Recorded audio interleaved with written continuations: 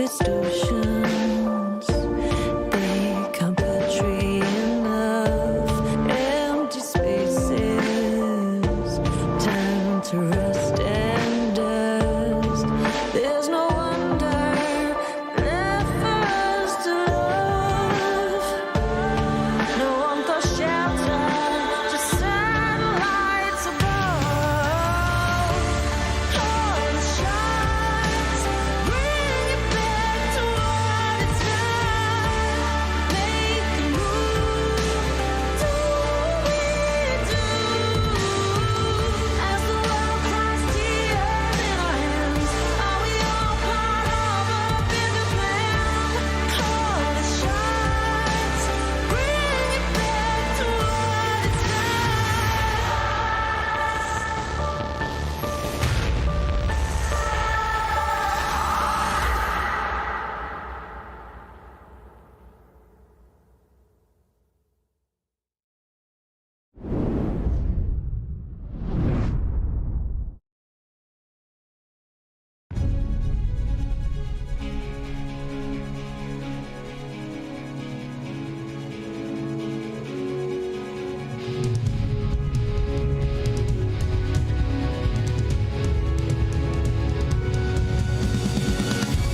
Just 150 miles separates the Daytona International Speedway and the Sebring International Raceway. However, it's been an almost 2-month wait for the IMSA WeatherTech Sports Car Championship to roll on. Just a week ago, the 70th running of the Mobile One 12 Hours of Sebring delivered fireworks with a blockbuster finish to the race.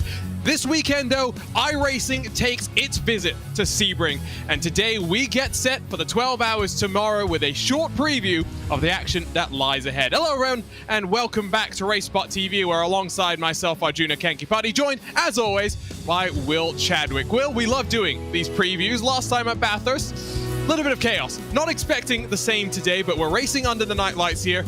It's a difficult racetrack. Plenty of bumps, that we know, but what are you expecting here with two classes ready to go racing? I'm expecting a really close race. I think we'll see a lot in strategy when we come down to pit lane, around about the 15 lap mark in this race. And I expect to see a bit of carnage with traffic as well, but it's always a long lap round here at Sebring, so it should be an interesting race to see who can really get the most out of their cars and who comes out on top. LMP2 and GT3. Let's quickly talk you through the balance of performance that will be in effect for today and in effect for tomorrow. Of course, single car in the LMP2 category, so not really any BOP to speak of there, but in your GT3s, you've got plenty of choices. Maybe we'll even see a couple of McLarens today, maybe a couple of McLarens tomorrow, but the only real BOP to talk about goes down on the Audi and the Lamborghini Huracan Evo. Bit of a weight increase, which will hurt the tires here, which is already something to be considering. A little bit less fuel as well to try and get to the top of the hour. And Will, I know you like a little bit of GT3 racing. Big update just about a week and a half ago, 2 weeks ago now, to these GT3 machines that really changed how you approach strategy, both when it comes to tires, but fuel as well. Yeah, it's a massive update for the cars, and I was actually quite surprised, especially when driving them for the first time, how big of a change it is. I think the best piece of advice I was given while trying to learn these in preparation for this event was to drive them like you've never drove a GT3 before, because they are just so different, and even the weight that is added to the Lamborghini and the Audi, it kind of affects the cars differently. So yeah, it's really interesting to see how the drivers have adapted here. Lots more downforce, almost more comparable, if you ask me, to the GTE, GTLM cars, which really have started to become an extinct category here, not just on iRacing, but in the real world as well. Here's a look at the track itself. You can see pitch black. There's the Sebring Hotel. We'll talk more about that later tonight. We'll talk about it more tomorrow as well.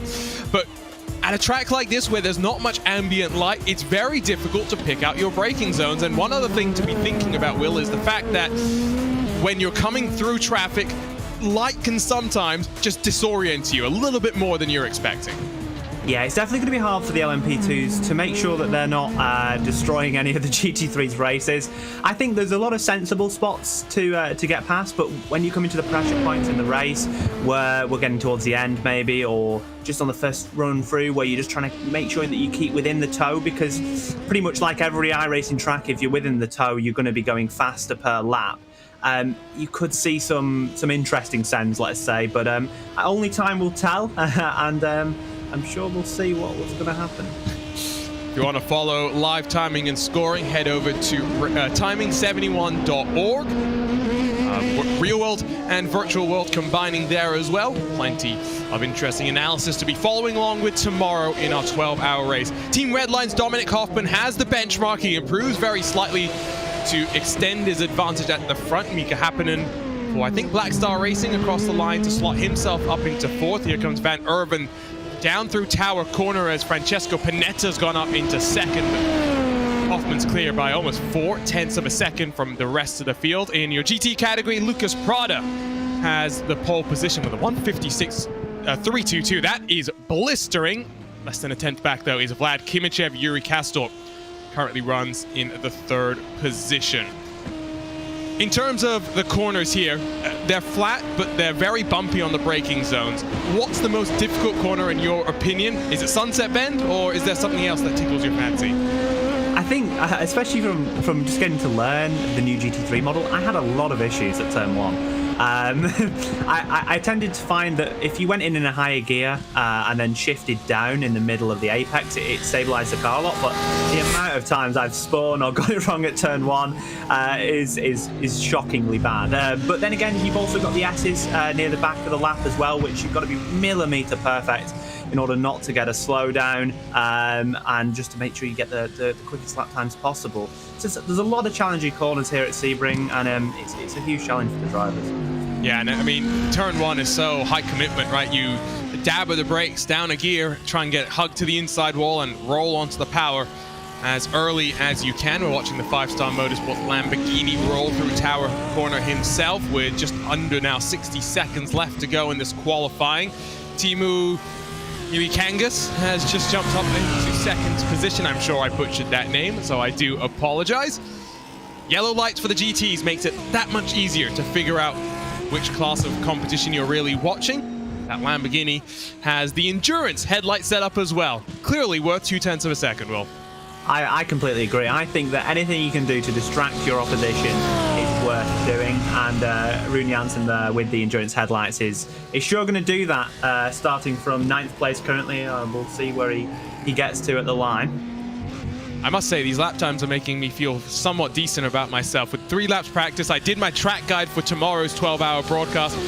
Just over 2 minutes, although I did it with much hotter track conditions with a full tank of fuel. So to be only a couple of seconds off while talking as well, not too disappointed with that. But qualifying is over. The time for talking is done. The time for racing is now upon us. Let's go trackside in the Sunshine State and run you down the starting grid for a 45-minute data gathering session leading up to tomorrow's 2022 iRacing Sebring 12 Hours presented by Hoising Belt. Redline's Dominic Hoffman puts it on pole.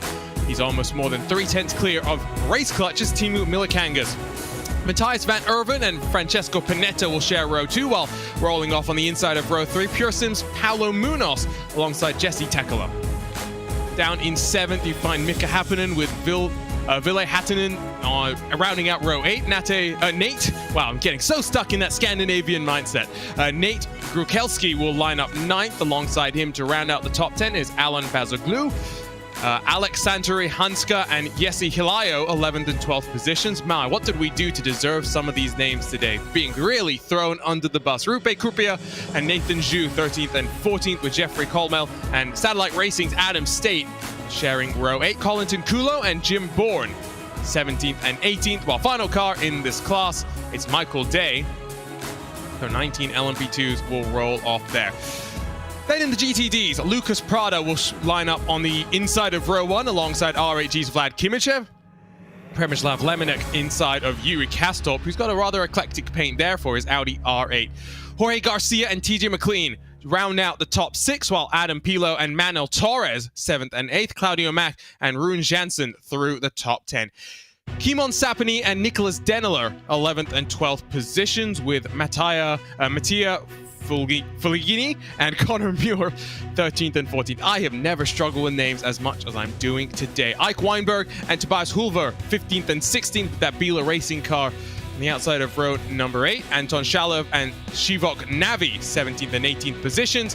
Manuel Lucetta, the final car with a lap time on the board. Fire Sim Sports Lasse back rolls off 20th, while last car in our race will be Sergio Ferrero for the Obsidian Racing team.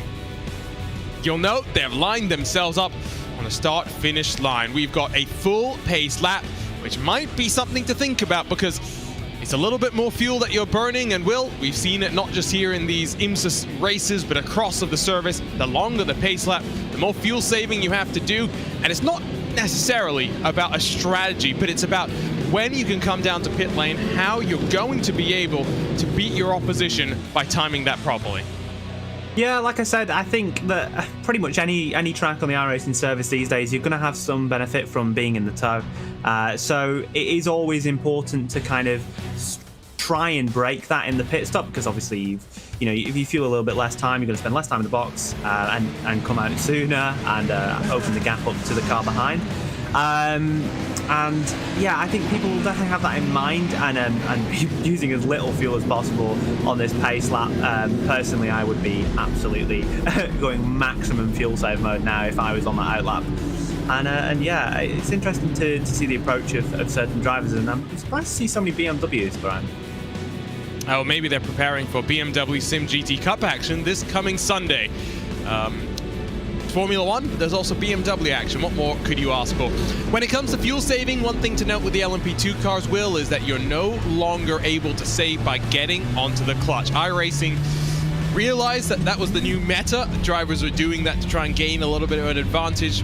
Not really save too much more fuel, but lessen the amount that they lose speed on the entry down into the corner. So that's something that they've had to adapt to, but there's a reason why these are the best of the best. They will have done their practice. They'll understand how that affects how the car is going to handle. Yeah, so I think that's from about 110 kilometers an hour, so it's quite slow for those LMP cars that comes into effect. So you can use the clutch until you're up to that speed, then you're disabled from using that. So it basically means that you have no chance of using the clutch now for these LMP cars. iRacing fuel saving is dependent on throttle position alone, so you're not going to get any benefit from using a higher gear or short shifting. So you'll see a lot of them just lifting off, using minimal amounts of throttle and just saving when they can. A great thing for these LMP cars is that they can save through traffic, and the same goes for GT3s, because if you're going to have an LMP sand it up the inside, you can lift off, let the LMP car fully through, get your apex, get a good exit, and that's just another form of traffic management and also fuel management that these drivers will be taking into account today and no doubt tomorrow as well. I don't know what you're talking about. LMP2 cars would never send it. That's true. I've never seen an LMP car send it in my life. They love sitting back, and they actually love losing. I think it's their favourite type of thing. As you see Gary in the pace car there. Gary, no. His name is Benny. I like Gary. No, he's got an official Twitter and everything. Oh, okay. Benny in the pace car. Yeah. Maybe Gary in the future. Who knows? Might lose his job.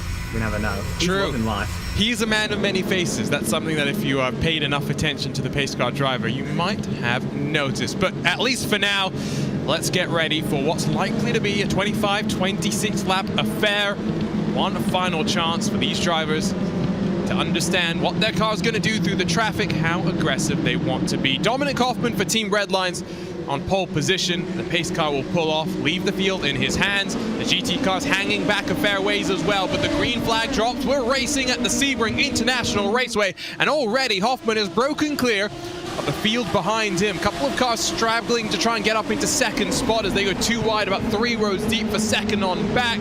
To be careful not to run wide. They all about survive that one. Here come the GT cars as well. Nice early jump for Lucas Prado, who now trying to set sail into the distance. See the difference in the headlights with the Lamborghinis, those with the Endurance, those not with the Endurance as well, but it's a BMW train at the front of the field. Nice clean stop, at least in your prototypes. Yeah, the Lucas Prado got a great launch there into Sunset's Bend. It's important to note that the GT3s obviously get the green flag at the same time as the LMP, so they went in the last corner. And yeah, Lucas Prado got a great jump there. And as you said, we've got a trio of BMWs followed by the Audi of Yuri Kastorp. Of course, the Red Bull Racing driver Yuri Kastorp, usually competing across the different platforms, but likes to have Bit of fun here on iRacing. Hoffman already broken away. 1 second clear of Matthias van Erven for second spot. There is Vlad Kimichev on the right-hand side, as that's Paulo Munoz in the Pure Sims machine that's run himself wide. Able to gather it back up, but he's dropped now down to 6th position. Not the worst in terms of where he's gone, because he did get a couple of places on the start, basically fallen back in line to the spot that he had qualified in. Top 2 breaking away, sorry, excuse me, top 3 breaking away. Top 2 in a pack of their own as they run very wide through Le Mans corner, back onto the Almond Straight. Many of the corners here have historic names. We'll talk a little bit more about that maybe later on today. Aggressive diving down to the inside, trying to block off any potential avenue to try and get a move done. That was on the edge of the top 10 with Balazgulu and Hanska, I do believe. But lap 1, Hoffman leaves, Ervin 2nd, Milakangas 3rd, Panetta 4th, and Hattinen 5th. There is Hanska on the outside line, trying to sweep around the outside. Not going to get it done. It's a difficult place, to put it mildly, to get a move done. Absolutely, it's always hard to get a move done into turn 1 as we see them side by side here through the complex. And I think that's the move completed there. Very good move for the car there. New leader in GTD. It's Vlad Kimichev who's fighting for the lead there. You can see left side of your screen. Kimichev's up to 2nd, and in fact they were side by side on the entry down into turn 1. Prada's had to concede, but not the worst thing in the world. Maybe you do some fuel saving, but he's trying to fight that one back. We saw the prototypes go side by side through there. Prada deciding that discretion the better part of valor, a move that I definitely agree with. Yeah, Kimichev made a great move there. Got it nicely stopped onto the apex of turn 1 and then covered it into 2 as well. Very clean move from Kimichev. And then Prada maybe under attack into the hairpin here. And he has lost, just like that, both the RHG cars and a bit of contact. He could have gone from first place hero at the start of the lap all the way down to 4th. By the time we come into this corner, Yuri Kastorp alongside. It was the squeeze from Lemonek, and it's just the way that corner goes. It narrows down in both parts, the right phase and the left phase, as you work your way through the kinks, and that was a close call. But Prada holds on. Hopefully no major damage to his number 4 BMW M4. There's the train, Yuri Kastorp, the Audi up in the mix. Then there's a second Audi a little bit further back. Interesting to see how the balance of performance fares, not just over 45 minutes, but over 12 hours, because those are 2 very different things. One thing that I noted in some of the other GT races we've done since this big new update, Will, is double stinting is not really a viable option in these GT cars, at least while teams are still trying to get to grips with them. Maybe that's changed around now, but we'll only find out tomorrow. Yeah, I think it's interesting from the data that we've collected as a team of how the new tyres were and what's to look out for. It seems to be that you can use a lot more of the tyre, so you used to only be able to use about 70% of the tyre available before it kind of fell off a cliff. It looks to now be down to about 10% before you start to really hit a cliff. But the tyre wear is higher, so you're kind of having to look at maybe doing 40% tyre wear per hour in order to double stint. But some teams will try it tomorrow for sure. You know, they'll base their race around that if they think it's worth it on the time saving. So I'm sure we'll start to see that tomorrow. And see how different cars use different amounts of tyre wear. Oh, here's how the move actually happened. That was a bold move from Kimichev to get to the inside. Prada gave space and then tried to fight back, but that was a good idea to back out of it. Maybe won't be so thrilled that he's dropped the 3rd, but Will mentioned it earlier. Do a bit of fuel saving now. Might just mean you get a shorter stop in your one and only visit down on towards the pit lane here. And it's a relatively short pit lane. It is not going to be the biggest deal if you have to take a splash and dash compared to something like, for example, the Spa 24 Hours, right, where you've got a much longer pit lane to navigate your way through.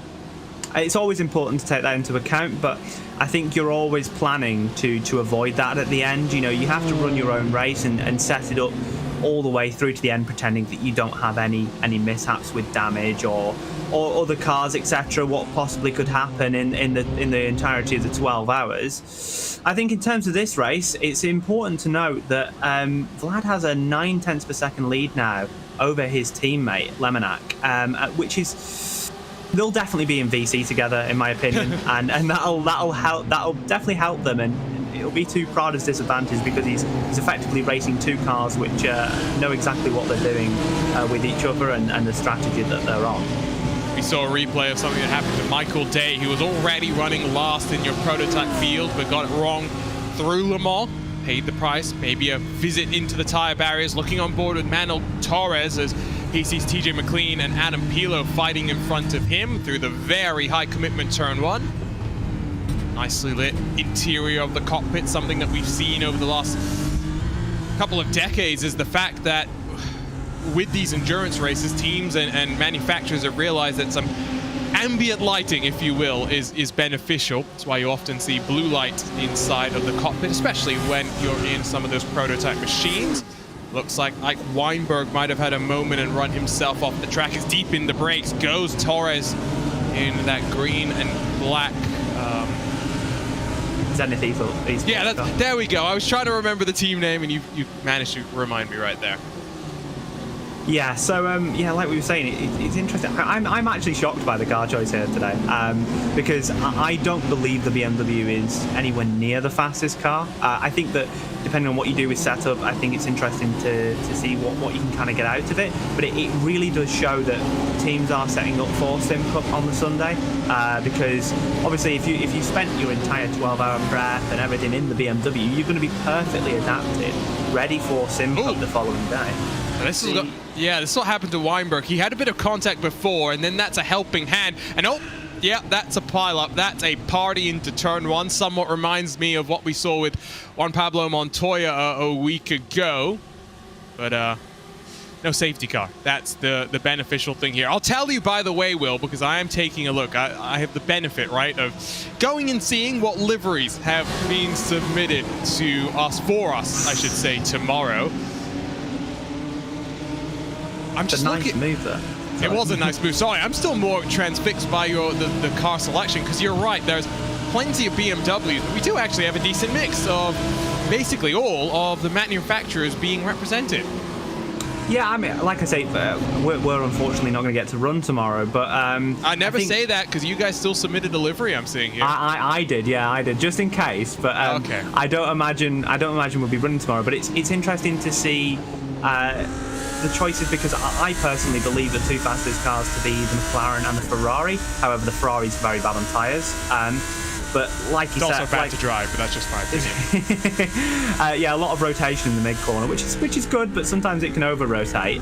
Compared to something like the BMWs, which really struggle in the traction zones of the hairpin, so they really tend to eat through their rear tyres. Of course, being front engine, rear wheel drive, a lot of weight over the front, not a lot of weight over the rear. The complete opposite to something like the Porsche, which has got giga understeer and traction for days.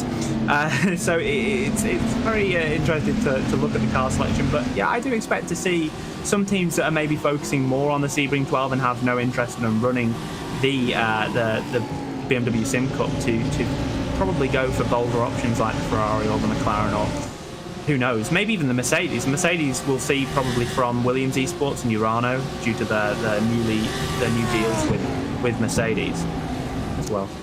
There's at least one Mercedes Williams, I can confirm that, but Williams are one of the teams that then do have a couple of other cars as well, so you have to wait and see what they are. Might be in some other classes as well. I won't dive too deep into that. We're not going to reveal, as that's a big old wiggle for Hanska coming down in towards Cunningham corner, now through Collier, stacks up the cars behind him. Bazaglu, Greletsky, they're all in on the fun as well, as the yellow and blue car with the Ukrainian colors runs a little bit wide through Tower Corner. Not sure if you knew this, Will, but Tower Corner, even though it seems as though when I'm driving it, it's always off camber and trying to push me wide, at the apex, it's actually slightly cambered in. That's interesting. I didn't know that, to be honest. I kind of just drive the track as I'm watching the Zenith Esports car go incredibly wide in the GT3 class, but of course we're watching the LMP2s here. Ooh, an aggressive move to the inside through Sunset Bend, and looks like that's the position done. Paddy Wolf, by the way, has decided to tell you that you're wrong. The fastest car in this race is not going to be the Ferrari. It's not going to be the Ferrari or the McLaren. It's instead going to be a Dallara, and he's right. He's absolutely correct at that assumption. And because we only have one LMP2 car, he cannot be wrong in any way. But it's interesting to see what team will be the fastest. And one thing that I'm curious to see is the last time I saw the prototypes in the sports car open 6 hours of Silverstone, there were some different strategies going on where they were who was that into the wall? That's the number 9. So that's Claudio Mack. That's turning a bit too aggressively into Sunset Bend, and surely is going to bring that car onto pit lane. Oh!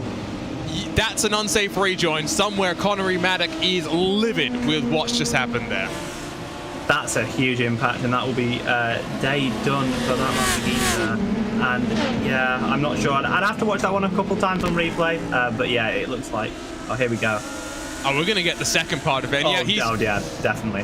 100%. He's just pulling across the track. There is no excuse for that, and it's an Audi that we were jumping on board with. Not sure exactly which one it was, but might have gotten away with it. The front end's crumpled, but maybe there's not too much steering damage. That will be the critical thing as they work themselves through Jean-de-Bion Bend in towards Le Mans. The prototype starting to close to the back of the GT field bit by bit. So Dominic Hoffman is going to start having to deal with some of the lap traffic. He's already disposed with about half of them, as now the top 10 work their way through. Hattinen and Munoz seem to be having a fight as well. Munoz has dropped back down into 6th spot. Look at that commitment, though, from Dominic Hoffman. That was glorious. That was, I was just watching that at the same time from a different angle, and that was millimeter perfect with the traffic there. Something you come to expect from Dominic Hoffman, a very experienced LMP2 racer, races with Paddy Wolf, usually on the regular basis. And yeah, no, fantastic move through the traffic there. Coming back to what I was saying about Silverstone and SCO, a lot of the teams, because of the tire wear there, were actually not doing a full stint in terms of fuel. They were short filling. Instead of doing 20, 21 laps, they would do 16, 17, 18 and eke out an extra stint from the tires. Might we see something similar tomorrow here? I'm not 100% sure, but definitely does bring up the possibility that there are alternate ways to do strategies, and it's something that we really haven't thought about. That's a little aggressive from Dominic Hoffman, but made it work through Tower Corner. It's already built up now a 3-second advantage to those behind him through the sweeping left-hander. Last week, it was during the IMSA Michelin Pilot Challenge race where we saw on the entry down into Cunningham Corner, so a couple of corners back from where we're looking right now, a TCR and a GT4 machine getting a little bit crossed up and ending up in a very hard impact into the wall. Then during the World Endurance Championship race, we saw Jose Maria Lopez get mixed up with a GTE machine. The initial contact wasn't so dramatic, but coming down into Jean-de-Bion Bend, just through those double left-hand corners, the floor dropped off from underneath him. He lost all power in the steering, and then an almighty shunt into the wall. Good to hear that at least Jose Maria Lopez did not sustain any injuries from that. Back out front, the race clutch car, using the traffic to try and close up to Van Erven. The traffic does present a good opportunity to try and make a move, but you've also got to be careful. There are no stewards around for tomorrow's 12-hour race, Will, but in the immortal words now, as I'm going to put them of an IMSA official, if you hit someone, you better expect to get hit twice as hard.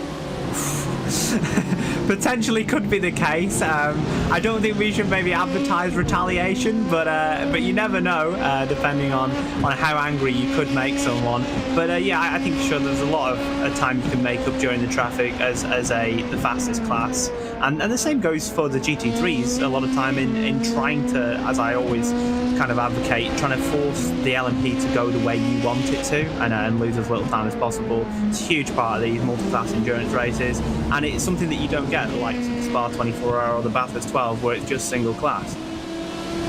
Yeah, that's a good point. The last special event that we had for a lot of these teams was that Bathurst 12 hours, which was an interesting race. Single class, it used to be a multi-class race, but it's not anymore, at least on iRacing.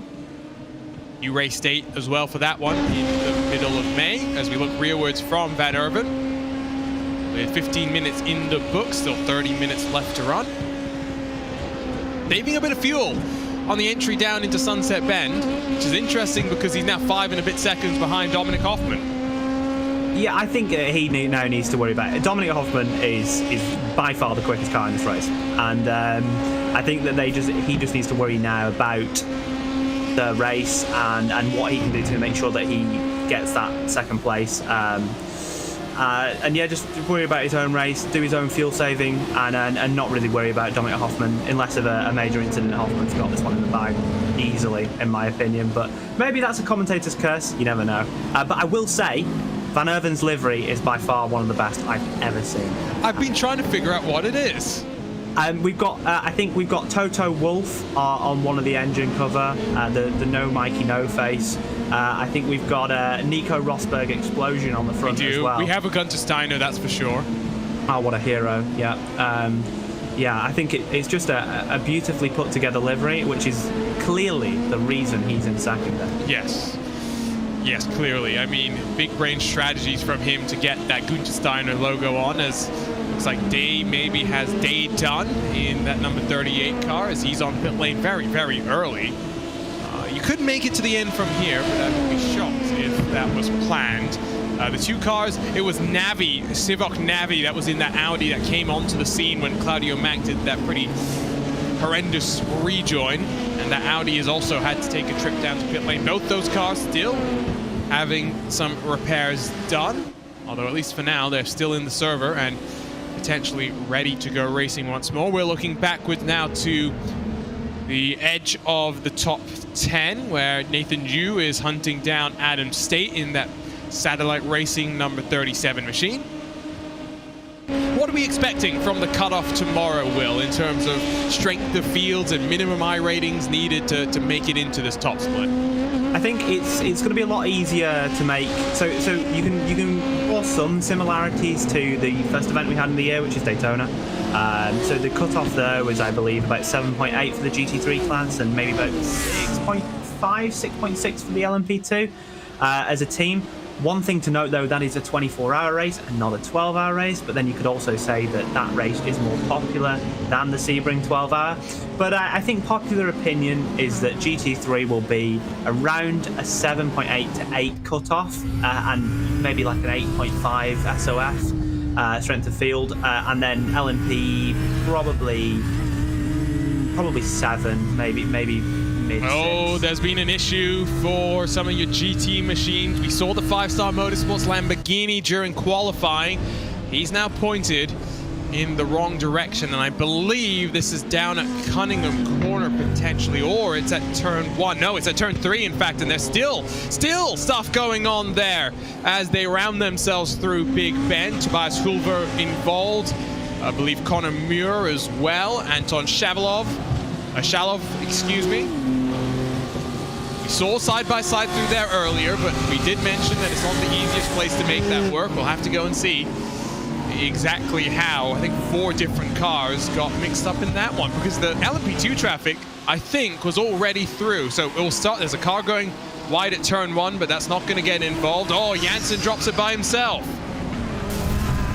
And then It's a nice little Lamborghini kiss there. Yeah, quite beautiful actually. And then we've obviously had another incident further on. Ooh, yeah. Now, were they door banging, or was something else going on? I think that's just a bit unfortunate. I'm not quite sure. I think though we did see pretty good rejoins from everyone, which we must give credit for. I think that the BMW was very patient, as well with the Lamborghini. What's happened here with this is the 17. So it's just slow. That's Hulver, or however you say the name. I do apologize. I am butchering the names today. That was the Biela Racing car that was slow after having to crawl to a stop. And I think just that BMW of Connor Muir had just more speed, and 2 went into 1 and ended in disaster as we get closer and closer to the halfway marker of the race. Yuri Kastorp still in that Audi that's hunting down the top 3 cars. RAG need to get the memo that IMSA decal layer is required for tomorrow's race. That could potentially just be a trading paints issue, but they probably have that sorted for tomorrow. I think it's important to note that Kimichev has really pulled away. Whether that was done in traffic or not, he has broke that gap to 3.5 seconds now, so he's really comfortable. And despite the pace that Lucas Prada showed in qualifying, it looked Okay, take it back with the rejoins. That's what happened. Yeah, that's what happened to Shalov, excuse us. And that's the Obsidian racing car of Sergio Ferreira, who split the difference, and Seized were closing on him, but he still managed to find a way through. I think that was the Lamborghini, so it would have been the Bila Racing Lamborghini as well. Here we go, though. Battle on the edge of the top 10 sees Hanska down onto pit lane. Early stop, isn't it, Will? I think so. I'm not overly sure on the distance of the LMPs. That's always my my weakness in this. I didn't check, but I think it's important to note that usually the best strategy is just to run the fuel down, go quickly on low fuel, put as little fuel in as possible, run the car at the lowest amount of fuel for the average of the race, I suppose you could say. So it would make sense to pit later on. But depending on traffic, depending on where you feel like your race is at, it can be beneficial to come down to the pits early. I think when we mentioned that Mikkel Day was down. That's Paulo Munoz, who's now going to reverse into the back, and we're in the Sunshine State where rockets go flying, but it's an LMP2 car that goes flying this time around. It's where we saw trouble last week, both during the Michelin Pilot Challenge race and during the World Endurance Championship race. And my, oh my, they tell you to hold your brakes, and Paulo Munoz maybe didn't have enough control to be able to stop the momentum going backwards. It didn't look like he was on the brakes enough to stop the inevitable from coming true. Let's see what happened here. So he gets pushed wide by a Lamborghini first. That's going to slow his momentum. And this is a mirror incident, basically. Oh, never mind, because there's a little bit of a pit going on, but it's very close to what happened in that Michelin Pilot Challenge race. And that second car had nowhere to go. Yeah, you always have to hold your brakes for your own sake, because obviously the car wasn't damaged until that contact there between the other LMP. But it's hard to say, because then again, I do think that the LMP made contact. Not quite sure who it was. Probably could have kept it a little bit more left, maybe anticipating where the Pure Sims car was going to go a little bit better. But then again, you know, if the car had held its brakes, it probably wouldn't have been contact there. So it's just unlucky for everyone involved, and yeah, not amazing. Not amazing for them. Is that another moment worthy of the not top 10? Potentially, but I think the moment we had at Bathurst was... Yes, that was catastrophic. Here's a good look on board from the 35 car. That 10 out of 10 on the landing, 0 out of 10 on the not holding your brakes. I think that's the best way to put it. It was Jesse Lejo, who was that LMP2 car that came through. And I kind of know what you mean about maybe he could have gone a little bit more left, but at the speed he was coming in, there's only so much time that he's got to respond, so I don't blame him. No. As we go back to that GTD battle. It was through traffic that Kimichev was able to break away, but that is, he's taking that advantage and going further. Here's the look on board with the 18 car. You can see he goes one way, realizes that he's not holding his brakes and tries to jink back. It's a little too late. Yeah, I know. I do agree, though, actually. From that angle, you can kind of see the decisions that the driver made there when obviously trying to avoid the incident. So, yeah, it does look like pretty much because the Pearson's car didn't hold the brakes, and it's made that decision very hard for him to make, and has ended up in contact and ruined both their races, unfortunately. But the 35 car definitely did get to see where the rockets go flying, I suppose. Yes. What you said. Yes. No, it is. I've seen plenty of those, but I never fail to get excited like a little 5-year-old kid when something like that happens. I do want to try and get another look at the first bit of contact that we saw. You know, the 3-wide messy situation where Paulo Munoz had slowed himself down because he was off to the grass, and then I don't know which LMP2 car it was that got on past him, and I think then pushed him wide. Might have been Mika Happinen, based on where they're all sorted out right now. But the question I have was there space for that faster LMP2 car to really go through, or was he forcing the issue? I'm not sure. We kind of were blocked by the tree on the Yes. first angle that we had. That makes it hard for us to judge. But yeah, it's a bit of a strange place to have a contact there. You would usually imagine not to be the most chance of having a contact between two cars at that point on the circuit because it's quite open. There's quite a lot of runoff. Here we go. There we go. So the first part is okay. First part is the Lamborghini just paying no attention whatsoever because Paulo Munoz was always going to try and go, and Oh, that's a hard one to call. it's hard, but I always say you've got to maintain situational awareness, and I don't think that the faster LMP2 car really was keeping his. He wasn't really having that 360 surround view of what was going on because you should have realized that Munoz was there, and it was always going to be a close one. Now, if we had race control, live stewards for this one, I don't know how they'd come down on that because that one's pretty difficult.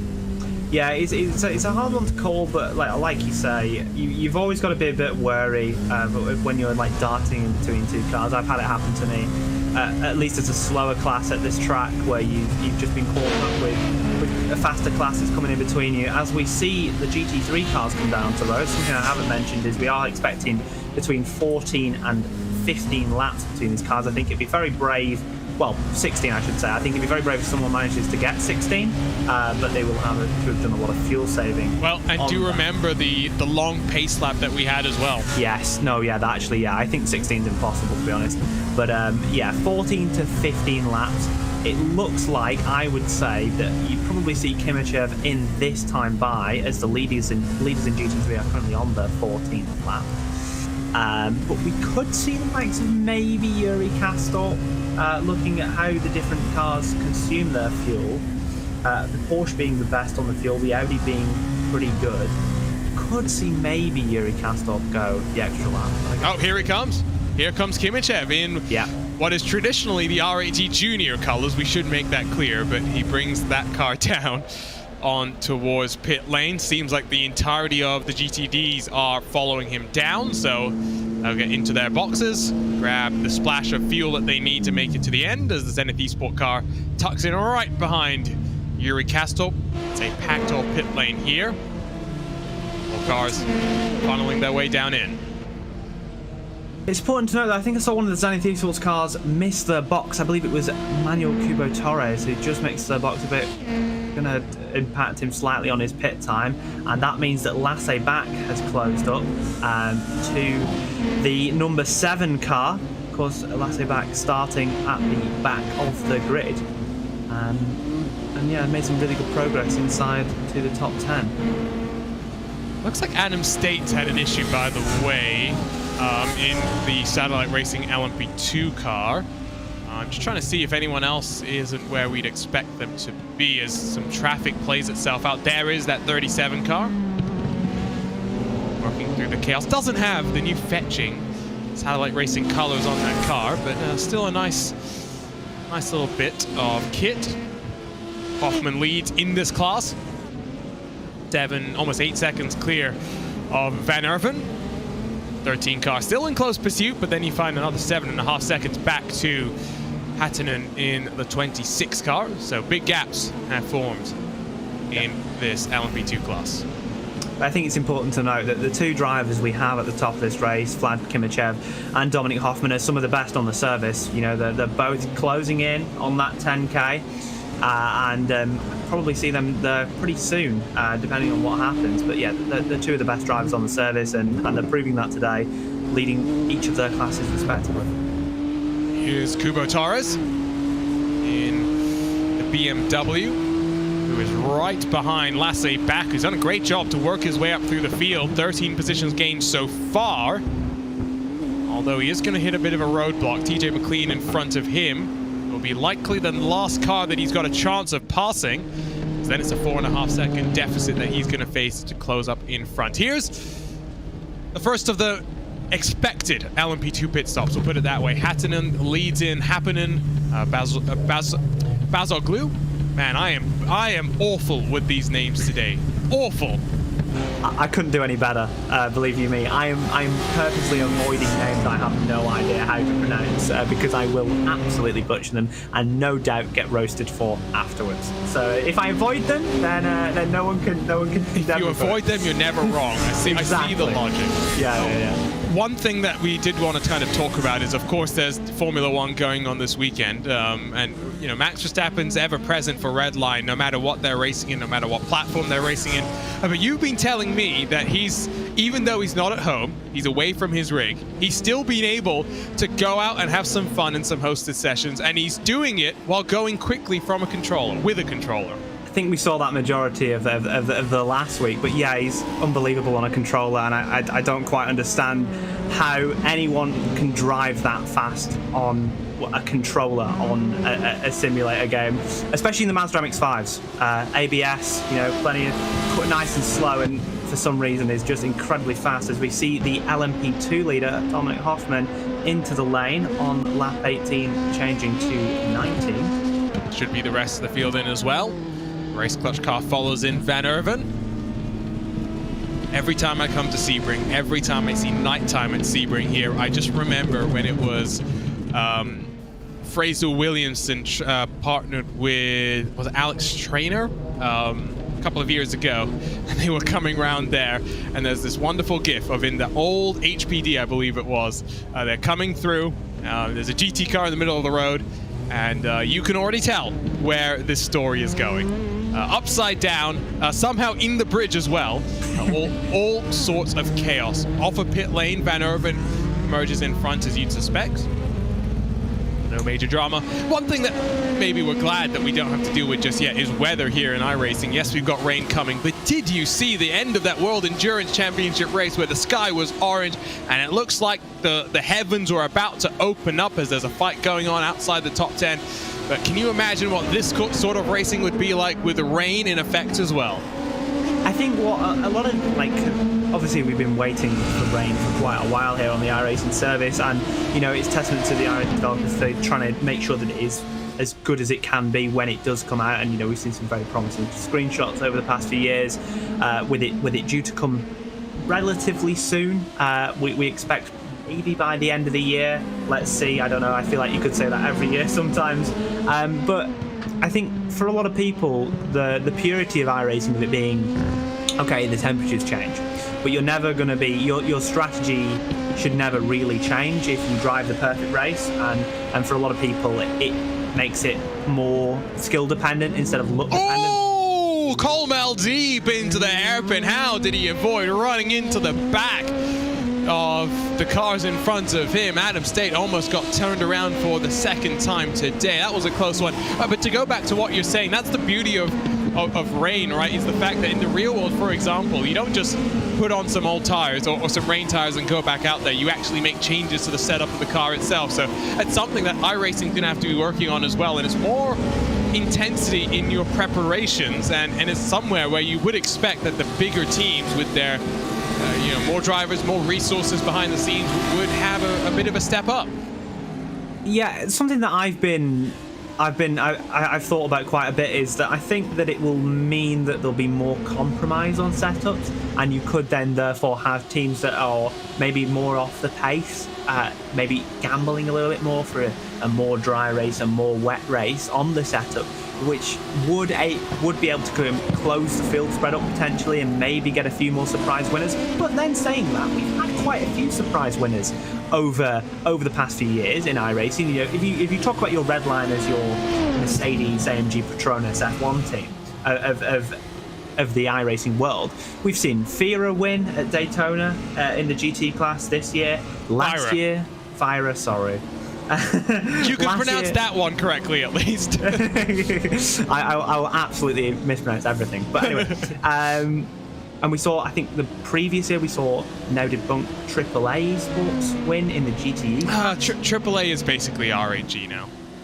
Well, yeah, it depends what it depends what you're looking at. But yeah, we've seen plenty of upsets, I suppose you could say. Yes. And there still is the potential for that as we move. We move into Sebring 12 Hour this weekend. Is it likely that a red line car wins? Yes.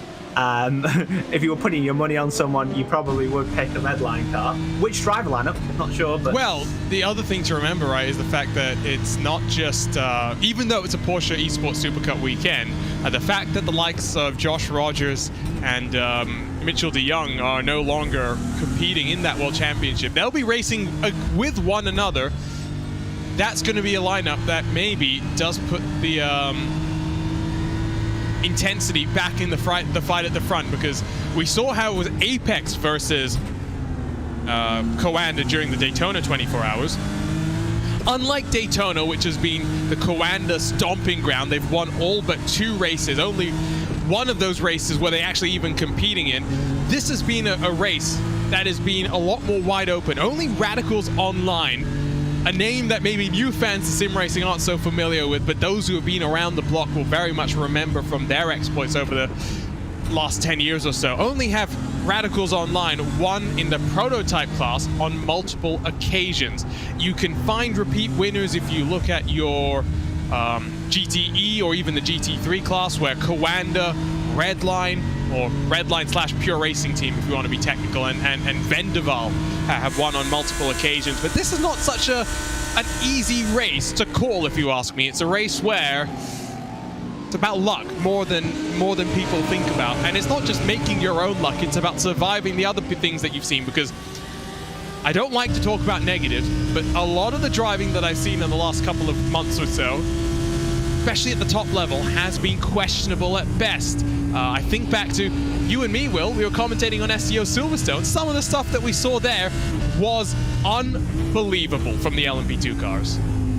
yeah, it's always potentially hard to say when you're not in the situation yourself, but I think that the desperation definitely can kick in for these LMP2 cars, and knowing how much time you can lose or can gain through traffic does make their decisions slightly more aggressive and irrational at times, because of the need and the want to make sure that they can lose as little time as possible, gain on the cars ahead, maybe win the race depending on where they are in the race, and it just leads to an environment where you're always going to get a little bit more aggression, etc. But as you say, the driving standards can sometimes go a little bit on the bad side, but trying to be as correct as possible. We'll see. I don't know. I'm not sure. I've never actually competed in a Sebring 12 hours. You have? Wow. Okay. So I've been in more top split Sebring 12 hours than you have. But yeah, I've never competed in one. It's always kind of like not happened, or I think maybe the first 1 year I tried it, and I don't think I got in the car.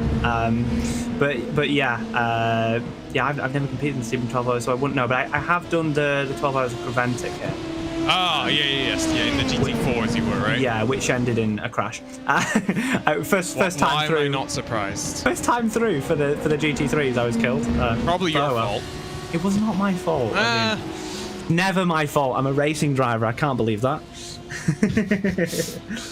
Yes, actually, the Sebring 12 hours in 2020 was my one and only top split appearance. And I'll check your Discord in a couple of seconds, because I am so proud of the fact that, so for those that remember 2 years ago what was going on, it was the weekend when basically motorsports ground to a halt. You had IndyCar about to get their season underway at St. Petersburg. They showed up, and then Friday before the weekend really got underway, they canceled it. Everyone had to fly home, and my teammate, who was about to get his season underway, he was working trackside there. He flew back and basically said, all right, if I'm not racing there, if I'm not competing there, I want to race in Sebring. So I did about 90 minutes, 2 hours of practice.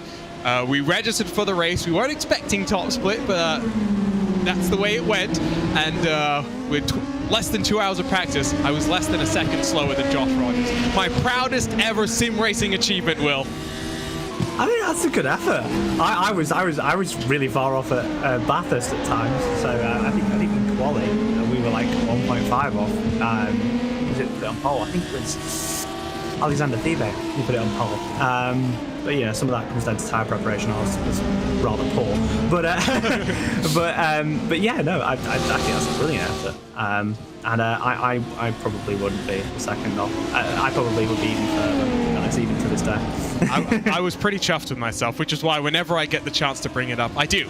Because those were the glory days. I don't drive as much. The little bit of talent that I have seems to have disappeared. I can't even try hard my way into some good lap times anymore. So again, got to relive the glory days. Battle for second in the P2s with less than 5 minutes to go. Still close. The race clutch car starting to run out of time. This time around should be about 3 to go because Hoffman is already well and truly clear, and with sub 1 minute 45 second lap times. Yeah, I do think 3 laps to go. A little bit of traffic. If you're Milkangas, where do you try and get this move done?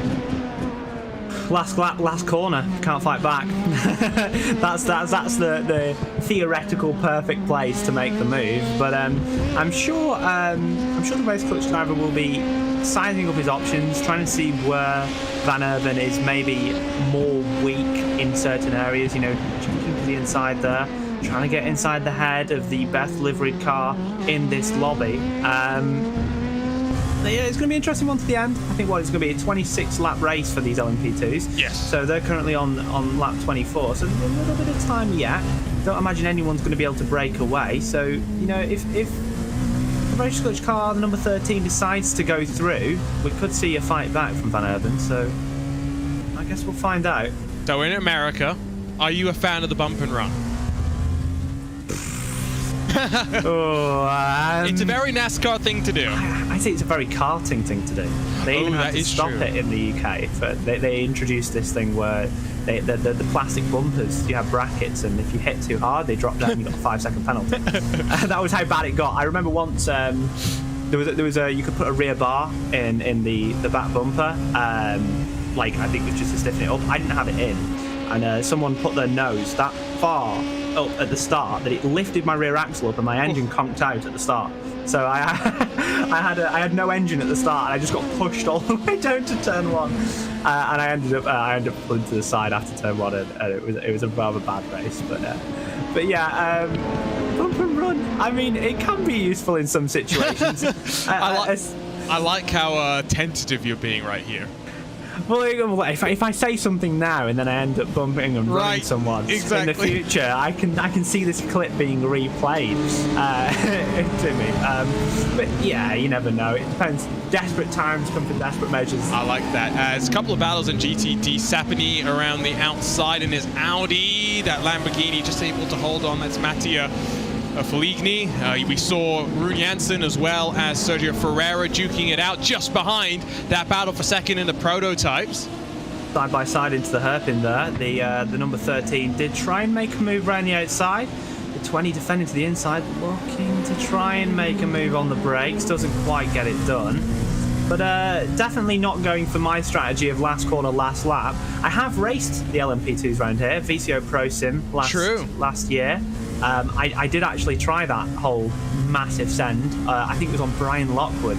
I was on the edge of the getting through phase, you know, because you'd have to be top 15 to get through. Yes. And I was 16th, so I just absolutely sent it into the final corner, but a little bit of contact later, and we weren't able to have that position. But the way that Sunset Bend is structured, you really can take a number of lines and also make a move which would perhaps be a bit harder to do. Yeah, because you can change the way that you approach the corner, and if you're really going for speed, you go quite slow in and you really try and get the exit. Audi almost blocked the path for the race clutch car, who really did not want to give up any ground to the car that on the side of it says we went car racing. They indeed have gone racing. Final trip around the Sebring International Raceway here on Friday Night Preview. Dominic Hoffman has sailed off into the nighttime. Battle for second might come down to the last corner if Will Chadwick has his way, but Milkangas just a little bit too far to have a lunge down into the hairpin, if you ask me. Kimichev in the GTD lead, well and truly clear. Lucas Prado, your pole position winner, has actually even been passed by Yuri Kastorp in that Audi, so it's not a BMW lockout of the front of the field. Into Cunningham Corner, some more traffic playing its part. Here's Sergio Ferrero battling for 13th spot with Rune Jansen. Also side by side into the hairpin. Lamborghini just squeezes that BMW just that little bit wider. As we wait now, see where that battle for second is going to play itself out. Long way around, you can get it done, but it takes some bravery, it takes some cooperation, and no cooperation there with the LMP2 battle. That's almost what happened with Jose Maria Lopez, but Milikangas holds on, but now drops half a second back from Matthias Van Erven as they round Le Mans corner back onto the Ulman Straight for the final time. Looks like Van Erven should just hold off there, but out front and winning once more, it's Team Redline, it's Dominic Hoffman who conquers the bumps of the Sebring International Raceway. Today was 45 minutes, tomorrow is 12 hours. They'll be hoping this result gets repeated once the checkered flag drops in 24 hours time. Yeah, very, very good drive from Dominic Hoffman there, and I think the GTDs are still on their last lap. The moment you saw me react to was the 13 getting on the grass through the fast left of 14 and 15, and I don't know how he kept it under control though. It was very sketchy, but I think we see Vlad Kimichev coming round. I'm not quite sure where he is at the lap minute. Kimichev has still got an entire half a lap to go basically, because your leader managed to get between him and his teammate Lemonek. So in the GTD class, everyone will be scored a lap down, but in reality, it might as well be that, because Kimichev really showed the pace. Fireworks go off, some fireworks to close out this race. It was a slightly quieter race than what we've come to see usually in these Friday night previews, Will, but I think that's something that I'm expecting even tomorrow. It's a race where you're battling the track as well. You might not have reliability issues play a big factor, but it's so easy to lose your rhythm at a track like this, make a small mistake, that drivers really are on edge to get through however long their stints really are. Yeah, I think that it's all about getting in that rhythm, like you say, making sure that you're just hitting lap after lap, not getting the slowdowns, just perfecting your lines, and I think we've seen that from the two leaders here today. I think you've seen Vlad with a very, very good drive, and also Dominic Hoffman as well, with both very commanding at the front of the classes. And as we see Vlad Kimichev come across the line for his final lap, using a little bit of the grass on the outside, very confident win for him. Good drive from him, didn't put it on pole, but once the opportunity presented itself at the end of lap number 1, he grabbed the lead with both hands and did not look back. Here's a look at the replay. What happened in that battle for second through the double left-hander, just ran himself out wide. It wasn't even an incident with the traffic itself. He was just pushing, lost that momentum, lost that concentration, and we were talking about the rhythm. One mistake like that might just have cost Teemu Milikangas the chance of second spot, but 10.5 seconds clear. Dominic Hoffman did not even see what was going on behind him. Clear at the top of the field, and fastest lap for him on lap 17. Van Erven second, Milikangas third, while Panetta, Happinen, Bazoglu, Grulecki, Tekela, and Hanska through the top 10. Here they're split by just under 42 seconds. Nathan Zhu, Rupe Krupia, Adam State, Jeffrey Kommel, Corentin Kulo, Jim Bourne, and Michael Day, the finishing LMP2 cars, Paulo Munoz and Jesse Hilalio.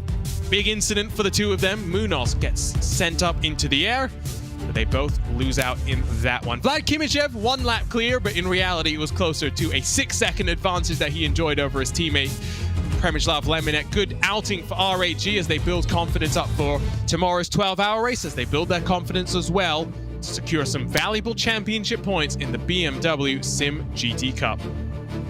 Yuri Kastorp in third with Lucas Prada fourth. Jorge Garcia rounds out the top 5, while after starting at the tail end of the field, Lasse Back gains 14 positions on his way to a 6th place finish. Manuel Torres, TJ McLean, Adam Pilo, and Nicholas Denelo through the top 10. While Mattia Feligny, Kimon Sapani, Sergio Ferreira, Rune Jansen, Anton Shavalov, Ike Weinberg, Manuel Lucetta, Tobias Holver, the finishing cars here, Conor Moore, Chivok Navi, as well as Claudio Mack not making it to the end. And we'll have another look at what happened on the last lap as well between Rune Jansen and the Obsidian racing car. Look at that car, that BMW just squeezed all the way to the inside. There was a space for the Lamborghini to go. He managed to find his opportunity, and it's going to be, this is the multiple lines that Will was talking about before. You can make it work. Inside gets you through the corner a bit faster. Outside gives you the momentum, and in the drag race to the line, oh my word. That BMW was able to power its way through 4 thousandths of a second, and Janssen is so disappointed he yeets himself into the tire barrier. That was unbelievably close, and it shows you how hard these drivers fight, even for 13th and 14th place here today. And that was, as you say, a photo finish. And very, very close. And yeah, as you say, it shows the lines that can work, and maybe foreshadowing for tomorrow. Will we see a photo finish tomorrow? Hopefully. I certainly hope so. That'd be a great thing to watch. If you've just jinxed it, we will change up the commentary team for the next Friday night preview. I love doing these though, right? Because you get that sense. You get the idea of where they're going to race, how they're going to work their way through traffic. Now, we're experienced at this. It's not like we're complete newcomers, but with big changes to both the cars, one a complete overhaul in some ways, the other a minor change, especially with how you're going to do fuel saving.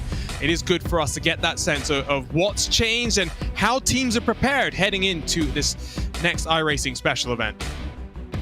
Yeah, like you say, it gives you a great view on what is going to happen, especially with the car choice. Like I said, I was surprised a bit at the car choice.